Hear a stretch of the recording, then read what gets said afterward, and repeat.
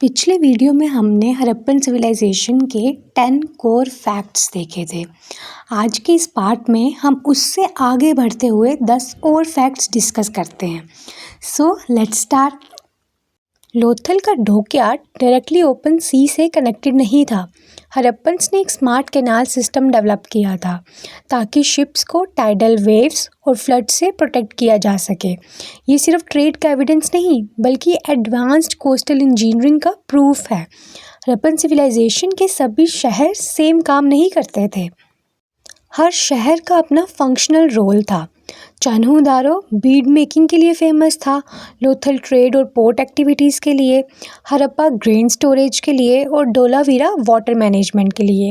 ये एक highly organised economic network को शो करता है। हड़प्पा और मोहनजोदारो में जो मैसिव ग्रैनरीज मिली हैं वो हाउस होल्ड स्टोरेज के लिए नहीं थी।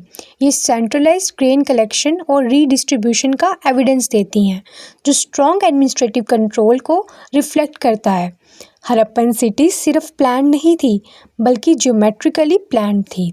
राइट एंगल्स, स्ट्रेट स्ट्रीट्स और यूनिफॉर्म ब्लॉक्स दिखाते हैं कि हड़प्पन्स प्रैक्टिकल ज्योमेट्री का यूज़ जानते थे बिना किसी रिटन मैथमेटिकल टेक्स्ट के।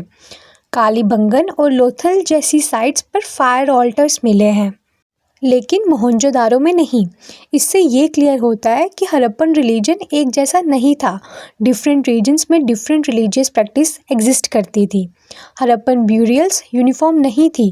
कहीं कंप्लीट ब्यूरियल्स मिलते थे, कहीं पार्शियल ब्यूरियल्स और कहीं सिंबॉलिक ब्यूरियल्स, जहाँ सिर्फ ग्रेव गुड्स मिलते थे, बॉडी नहीं। ये आफ्टर लाइफ बिलीव्स की रीजनल डाइवर्सिटी को शो करता है।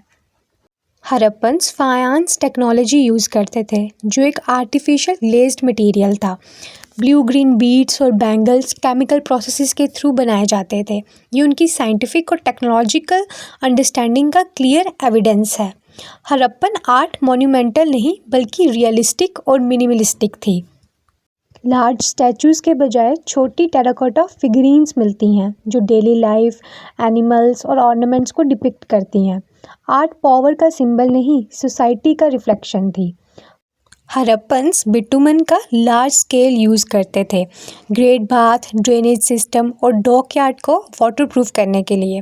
बिटुमन लोकली अवेलेबल नहीं था, इसका मतलब लॉन्ग डिस्टेंस ट्रेड और एडवांस प्लानिंग दोनों मौजूद थी। हड़प्पन सिविलाइजेशन का डिक्लाइन सडन कोलैप्स नहीं था। लेट हड़प्पन फेज में सिटीज़ धीरे धीरे छोटी होती गई, लेकिन विलेजेस एक्सपैंड हुए।